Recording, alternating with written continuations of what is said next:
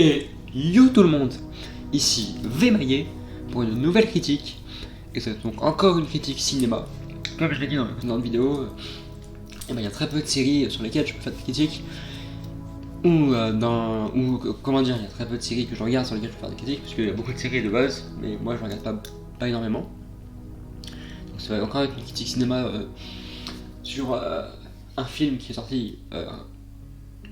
sorti aujourd'hui au moment où je vous fais cette vidéo.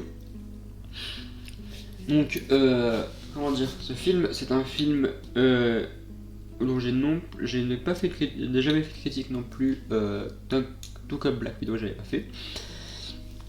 Mais j'ai décidé d'en faire une maintenant parce qu'il y a quand même pas mal de trucs à critiquer et c'est assez important de pouvoir vous expliquer mon point de vue et sur ce film qui est assez spécial. Cette saga de films même, qui est spéciale depuis pas mal de temps quand même.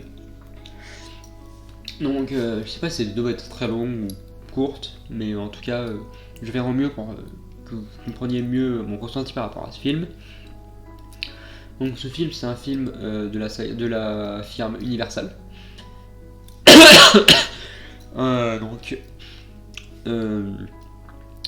Un film dans lequel on peut trouver des acteurs qu'on a pu voir chez Marvel aussi. Un acteur d'ailleurs, particulièrement je crois pas qu'il y en ait d'autres.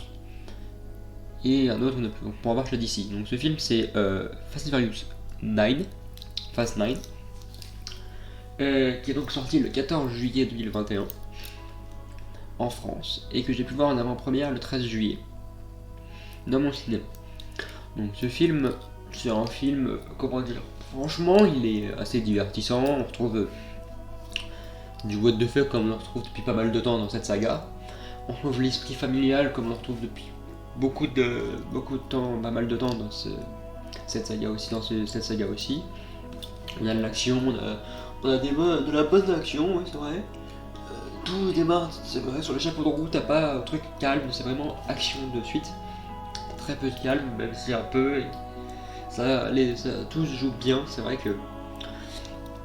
Ils ont encore bossé le bouche un peu plus loin pour l'action, le what the fuck et tout, mais ça continue encore dans l'histoire familiale, dans l'histoire qu'on peut comprendre, et il y a une suite au précédent film, c'est cool. T'as un lien. Comment dire, ouais, un vrai lien d'ailleurs. Donc on va commencer par parler un peu du début parce que en fait le début t'as des flashbacks sur l'enfance de Dom et de son frère donc Jacob au moment où leur père est donc mort lors de cette course dont Dom a parlé à Ryan dans, je crois que c'est pas dans un des Fast and Furious, je sais plus lequel. Non c'est pas, je me demande si c'est pas le, non c'est pas le 1 mais c'est dans un des Fast and Furious les anciens. Qui sont aussi de la clé qu'il a défoncé le gars avec, qu'il est en prison et des choses comme ça. Et on comprend donc pas mal de choses par rapport à cette rivalité frère qui s'est créée à ce moment-là. Et c'est que donc cette rivalité-là, on la découvre assez vite, on comprend d'ailleurs pourquoi Jacob ensuite il est devenu comme ça, et choses comme ça. Et c'est vrai qu'on a pas mal de scènes de flashback entre leur histoire d'enfant. Les acteurs de flashback, c'est pas ceux auxquels j'aurais pu plus penser, mais bon, c'est assez dur de trouver des acteurs qui ressemblent beaucoup à Vin Diesel ou à John Cena. Mais les flashbacks sont bien utilisés, ça nous apprend beaucoup de choses sur l'histoire qu'on n'avait pas découvertes avant. Donc c'est un bon choix, c'est une très bonne idée qui a été découverte là. Donc ensuite, on les retrouve Dom et Letty dans leur maison avec le petit Brian, donc le fils à Dom. Et de suite, il va avoir l'équipe sans Brian, sans Mia, donc c'est vraiment Roman, Ramsey et Tej qui vont venir leur expliquer qu'ils ont une mission à faire. Et donc cette mission-là, c'est la mission de retrouver M. Personne qui a été attaqué. Et qui avait Cipher, donc l'ancienne méchante du 8, qui va être récupérée dans cette mission-là par les méchants. Et en fait, on va vite comprendre, parce que de suite on a de l'action, on a l'humour aussi à la romance, c'est ça qui est cool. Et de suite, dans cette mission-là, ils vont rencontrer Jacob. Et ils vont rencontrer c'est là qu'ils vont se rendre compte que leur nouvel ennemi, c'est le frère de Dom. Que Dom n'avait pas revu depuis pas mal de temps. Depuis la fin, la mort de leur père, quoi, en soi. Peut-être pas un peu plus après, mais voilà. Et donc après il faut qu'il trouve un moyen de contrecarrer ses plans, puis qu'il découvre quelle est l'arme qui va détruire le monde, qui va tout contrôler, et que Jacob veut utiliser. Et on va avoir de la visite en plus, ils vont rappeler des personnes, donc Mia, qui est donc la sœur aussi de Jacob, faut pas oublier que Mia est la sœur de Dom, donc on l'avait pas revue depuis le 5. Non, le 6 elle était dedans d'ailleurs, depuis le 6 ou le 7, on l'a pas revue depuis pas mal de temps. Et donc elle est assez. C'est vrai qu'en parlant de Mia, elle a des scènes assez badass. On a un changement de personnage, c'est. Comment dire, elle se bat mieux. Elle a évolué, comme elle le dit elle-même, mais l'évolution elle se bat de suite parce qu'elle se bat hyper bien. Et c'est pas le personnage auquel j'aurais le plus pensé pour se battre hyper bien, hein. Ça je peux vous l'assurer. Mais donc ça, on a Mia qui se bat hyper bien et qui est avec Letty pour trouver Anne. Donc comme on sait dans la bande-annonce, il est de retour. Et en parlant de Anne, il va très vite expliquer comment il est encore en vie, le fait qu'il travaille avec Monsieur Persol, le fait que c'est un montage et des choses comme ça. Donc c'est un peu tiré par les cheveux, mais c'est une histoire qu'on peut croire et qui est pas si bête que ça en réalité. Et donc Anne il va aussi expliquer qu'il a rencontré une fille qui est en fait la clé de cette arme, qui doit l'ouvrir. Et ils vont ensuite aussi retrouver Sean et ses deux potes, j'ai oublié leur nom, qu'on voit dans le Fast and Furious 3, donc Tokyo Drift, qui vont leur expliquer le projet de cette voiture à fusée, et c'est là où on emmène au what the fuck, parce qu'à la fin du film, ils vont utiliser cette voiture fusée pour aller dans l'espace et détruire un satellite. C'est assez bizarre, mais ils vont le faire. En termes de what the fuck aussi, ils ont une voiture aimante, c'est-à-dire un gros aimant qu'ils peuvent placer sur une voiture et sur un avion, parce que Cipher l'a fait aussi, vu qu'elle a réussi à se libérer de la prison dont Jacob l'avait emprisonné, et parce que en fait son pote Otto, il va trahir Jacob.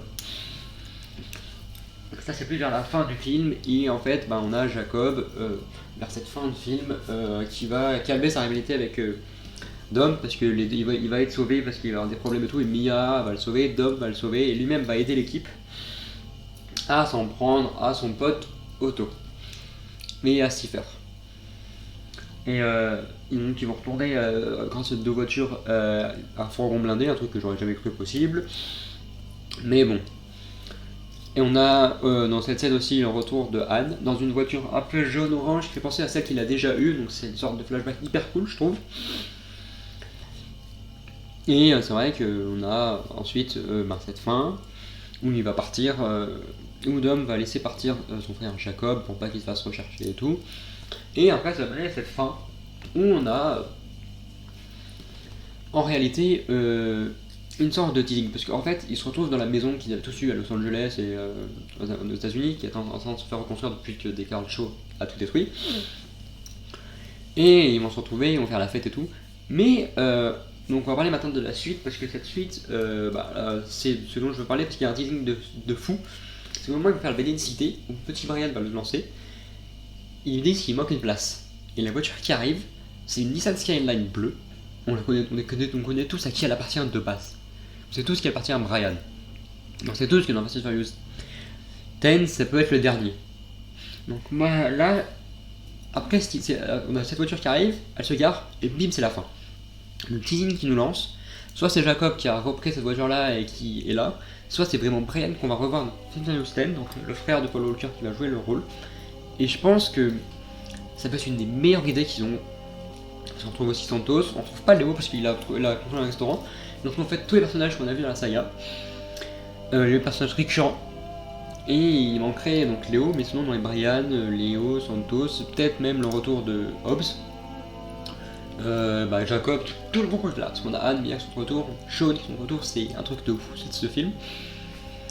Et c'est vrai qu'en réalité, c'est une sorte de suite auquel je m'attends le plus, parce que c'est un design de taré.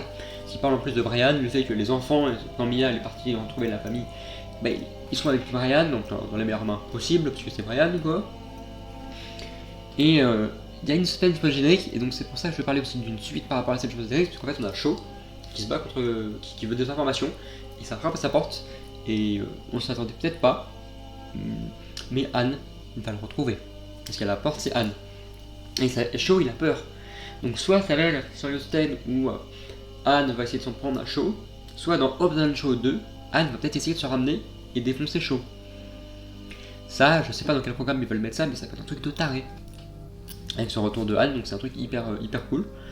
Et ensuite, il y a aussi... c'est vrai que ce Fast and Furious 10, il va donner une bonne fin. C'est un bon film, c'est vrai que c'est assez divertissement, c'est vraiment lié à la famille, comme en fait je pense que les premiers étaient pour poser les bases, il y a de la course, hein, mais je pense que les premiers étaient pour poser les bases et cet égard a toujours parlé de la famille en fait, c'est juste qu'on l'a mal interprété.